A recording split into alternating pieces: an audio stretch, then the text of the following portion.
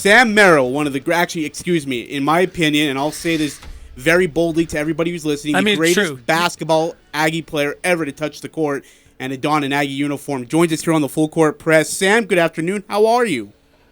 I'm doing great. Great to hear from you guys. How are you guys? We're good. We're doing well. Thanks for joining us. Sam, I guess I'll ask you now, what's the update on your life? What's the 411? Well, it's pretty boring for me right now. As some know, I got ankle surgery 6 weeks ago. Just have had a series of chronic ankle sprains that have somewhat limited me. Didn't limit me too much in college. I had quite a bit in college, but never any serious ones. And then just over the last year and a half, I've had 3 or 4 pretty serious ones, all in the same ankle. And I just had the last one in November. And because of all those sprains, I had a bone spur that got developed, and that kept me from even getting close to back to playing. So we decided to do a surgery to get the bone spur removed. And at the same time decided to get the ligaments in my ankle reconstructed. So we got both sides reconstructed, which is pretty rare. My ankle was in pretty bad shape. So got that about 6 weeks ago. Rehab's going great. Just got out of the boot this week. It's supposed to be about a 4 or 5 month rehab, so hoping to be good to go by April, May. But yeah, I'm just back in Memphis rehabbing right now, so not a lot going on. Sam, if I can ask flashback, you go from winning a Mountain West championship, that team, you go to the NBA, you get drafted by the Bucks, and then you win an NBA championship. What was it like being on that team? It was a great experience. Obviously, very, very different circumstance for me, being a guy playing at Utah State and then hardly playing in Milwaukee. But I thought it was such a good experience for me as a rookie. Most rookies don't even play anywhere. If you're on a good team, you're probably not playing as a rookie. So it was a really good experience for me just to see how things worked in the league, and to be a part of an organization like Milwaukee that was so good and had such good players and was run the right way. And I got to see how to win at the highest level, and how to succeed at the highest level. So it was a great experience. Winning was obviously a lot of fun. Was really happy for all the guys on our team, but I really took a lot from that, even though I didn't get to really play a whole lot. Felt like I got better as a player, really improved, and certainly learned plenty. What were some of the great lessons you learned as you first got into the NBA, Sam?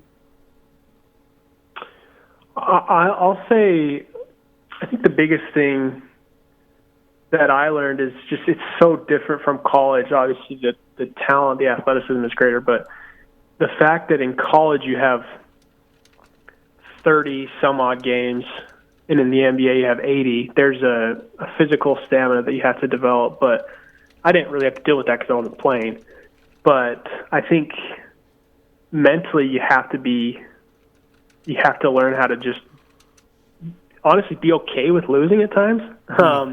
And that sounds bad, but what I mean by that is that Utah State, like, every game was so important to us. Like, if we lost, we felt like our NCAA tournament chances were in flux and whatnot. And in the NBA, it's a little different. Like, you got to learn to just move on to the next game or move on to the next quarter or whatever. And I really learned well from the guys in Milwaukee, Giannis, Chris, and Drew, specifically those 3 guys. Like, we go down 2-0 to Milwaukee or to Brooklyn in the second round, and I thought everyone would be super stressed and anxious about everything, and felt like everything was on the line. And those guys just showed up the next day and were really professional and just kept moving along. And same thing happened in the finals. We're down 2-0. And felt like there'd be again, that same anxiety, nervousness, whatever, and it just wasn't there. And those guys were really good at being professional and just not worrying too much about what was going on, just focusing on, the next day, and having a sense of urgency for sure, but just being professional, going to work the next day, working hard, being the same person, and I thought those were valuable lessons for me as a player. Sam Merrill, Utah State, great current NBA player. Sam, if I can ask as respectfully as I can, so we talked about you were drafted by the Bucks. Now you find yourself in Memphis. What was that process like? Because you go from Utah State to adjust the NBA, and then next season you're on a different team. What was that like for you? What happened? How did it unfold? All that. Yeah, so I had out of the draft, I had signed a 2-year deal with Milwaukee. First year was fully guaranteed. The second year, there was a trigger date where Milwaukee had to either guarantee my contract or waive me, and that was sometime during the beginning of August. And Milwaukee was coming up on a decision, and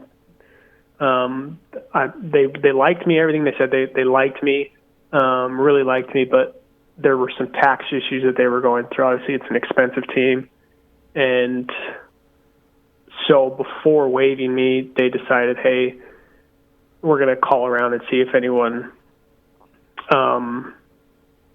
wants to trade for you. And they would definitely have waived me, I think, but there was also a possibility of coming back. I probably would have played with their G League team, not their G, their summer league team, gone to camp and seen what happened there. But they called around, and Memphis was one of the teams that I knew had really liked me coming out of the draft. I felt like Memphis was potentially one of the teams that would have drafted me, and they still really liked me. I got to play with their G League team during my rookie year in the G League bubble, and got to know a little bit of their staff, and had a good experience there. So they had confidence in me, and we were able to get that trade done. Sam, you're one of the smartest basketball players I ever saw play the game. But did you feel like when you got to the NBA, did you find yourself asking question after question after question about how your game can get better, and what did you see your game, or where did you see your game improve the most? Yeah, I think that's definitely something that I had to do just to adjust. And it's a cutthroat league. Everyone talks about that. Like, if you're not getting better, if you're not adapting, then you're probably in a lot of trouble. And it's really hard for a lot of guys to go from the guy on their college team to just another guy on an NBA team. And so I'm not the only guy that had to go through that, but I had to learn, where I could be successful and what I could do to be successful. And for a little bit of there in Milwaukee, I think I tried to be someone that I wasn't. Tried to prove that I could do things that I knew I could do, as opposed to just focusing on what I did best. And it took me a while. I had some rough games my rookie year, didn't play great in the G League, was putting a lot of pressure on myself. And to be honest, I think I probably had some doubts about whether I could play in this league. And it took me a little bit to understand what I needed to do. And that was just to focus on what I did best. And that's at the NBA level, that's shoot the basketball. And so I worked really hard on being able to shoot on the move, being able to play off of other guys, and be able to knock down shots, difficult shots, deep threes, contested shots, all that stuff. And really from the end of the regular season last year in Milwaukee to before I got hurt, that's where my confidence really started to get going. I kind of started to figure out who I was at that level. And honestly, I look back and will occasionally rewatch some games at Utah State, and I'm just like, man, I'm a much better shooter. I would be a much better scorer now. And I've really, really feel like I've gotten a lot better. And, as soon as I get healthy, I'm going to continue to work like that, but just feel much more confident. Like I said, a year ago, to be honest, I had some doubts. Wasn't sure if I really belong in this league, but now I'm fairly confident that I do. Sam Merrill, Utah State, great current Memphis Grizzlies. Sam, with senior night tomorrow for this iteration of the Utah State Aggies, what's the moment that stands out to you, right? You have a very storied career, a lot of big shots. I know Ajay's going to ask about. What is something, if someone said number one memory, what is it for you at your time at Utah State? Well, aside from winning that last conference championship game, I just remember that week My junior year, we played San Diego State and Nevada at home, and the Nevada game was great, obviously. It was incredible, but the San Diego State game was a huge moment for us. We had not beaten them since we had joined the conference. They had beaten us earlier in the season, and it was that week where we felt like this is our chance right here. And I know everyone knows I grew up an Aggie fan. I've been to a lot of the iconic Utah State home games from the 2000s. I was at the Nevada game from 2007, maybe 2008, when Chaz Spicer hit those free throws. Yeah, was at JC's the night he broke the record, the scoring record. Was at his senior night. A lot of those games I've been to, and that game against San Diego State, like in that first half, we went on a little like 6-0 run, and the building was shaking. Like I could feel it on the court. That it felt like it was shaking, and I just got goosebumps being like, finally, after 3 years of working our tails off and going through some ups and downs, like we're finally back. That was a special moment for me. I've got dead chills. Like, I honestly got chills as he said that. Sam, I do want to ask you a couple questions before we close this up. I know you've got things to do, and we can't tell you enough how much we appreciate joining us. Yes. But the first question, Justin Bean, Brock Miller wrapping up their careers. You got a chance to see Justin Bean grow right in front of your eyes, and you were a big part of him growing up on the basketball court. What has it been like to see them grow and now complete their careers as an Aggie? Yeah, I mean, those two are special dudes. They're great friends of mine. Love those two to death. I'll start with Brock. Like, Brock was a pretty high recruit coming in, and just the way that he's fought through his back issues is pretty special. He's been a part of some really, really good teams.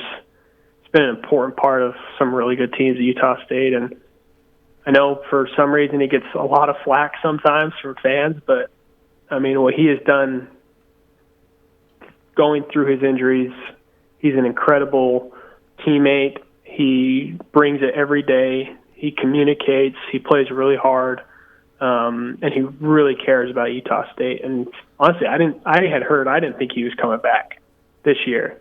When he got hurt, I know his back's in a bad spot, so for him to even come back this year and decide he's going to try and finish this season out, like, I hope he deserves a ton of credit. Like, dude has worked so hard and has fought through some serious pain. So really happy for him that he's back and is going to be able to finish it out. And I mean, Justin, I remember when he got to Utah State, his first couple of days, we had a conditioning test, and he had just shown up, and he looked just like a return missionary, like kind of looked like a little goon, and seemed kind of awkward. And he dominated that conditioning test. Like, he was probably had the best score, I would think. But he has grown so much as a player.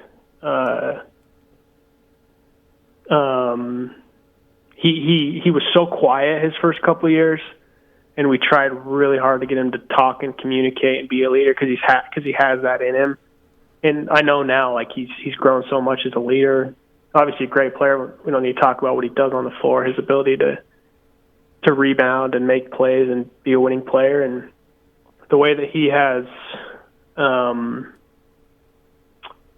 way that he interacts with the fan base. Like, I'm jealous. I would have loved to have been a guy like that. It's just not really my personality. But like, his ability to go out there and talk with students before the game and go out into the community and do all that type of stuff. Like, I can't imagine the type of ovation he's going to get tomorrow night. Hopefully it's after a win. But just really happy for those two. Hope they can finish this season out strong. All right, Sam, final question. You've had a lot of great shots in your life, and like I said, you're one of the smartest players I ever saw play the game. Give me your 3 most memorable shots that you had in your Utah State Aggie career.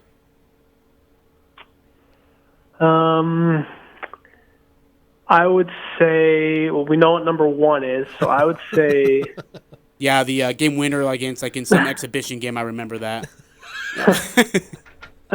I got to think about this for a half second. You're good. throwing on the spot. There's just here. so many of them. I know, right?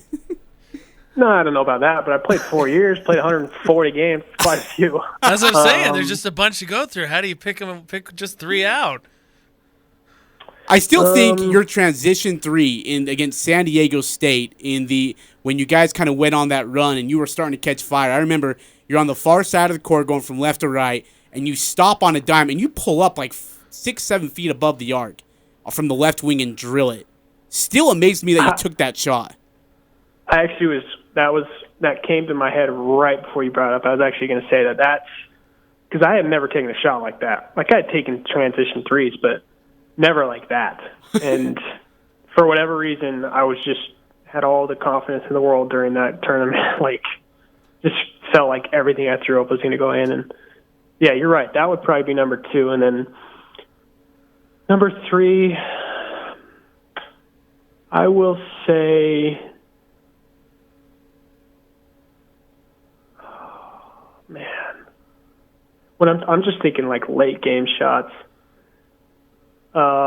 Senior year at Colorado State, I think I hit a 3 to put us up 4 with maybe 25 seconds left. Yeah, something like that. Right, late, yeah. Right over my boy Nico Carvacho. And that was a big win for us. So I'll say, I'm sure there's something different, but I'll say that for right now. I love it. Sam, we can't thank you enough for joining us on the show. We know you're a busy guy, and we appreciate you so much. And not only that, but we appreciate everything you did for Utah State basketball and the way you always carried yourself here at Utah State University. You're always one of the most cherished Utah State athletes ever, and that will be the case forever and ever and ever. And thank you so much. We appreciate you. All right, thank you guys. Appreciate the time. All right, Sam, take care.